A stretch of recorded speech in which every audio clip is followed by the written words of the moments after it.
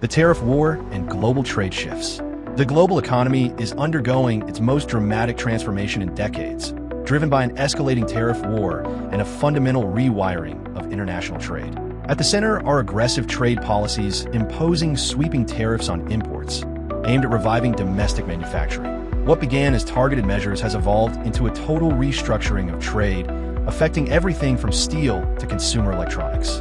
The consequences are complex. While some domestic sectors see short-term protection, the broader impact is heavy. Rising consumer prices, chaotic supply chains, and retaliatory tariffs hitting American exporters. This uncertainty has dampened business investment. It's hard to plan when trade rules shift monthly. But this isn't just an American story. The entire architecture of global trade is being redrawn. As multilateral frameworks weaken, nations are pivoting to bilateral side quests. Japan and the EU are strengthening ties, while Asian nations deepen regional deals that exclude the US. Even traditional allies are hedging their bets to reduce dependence on any single power. Supply chains are also shifting from efficiency to resilience. To avoid geopolitical shocks, companies are diversifying production into Vietnam, Mexico, and India.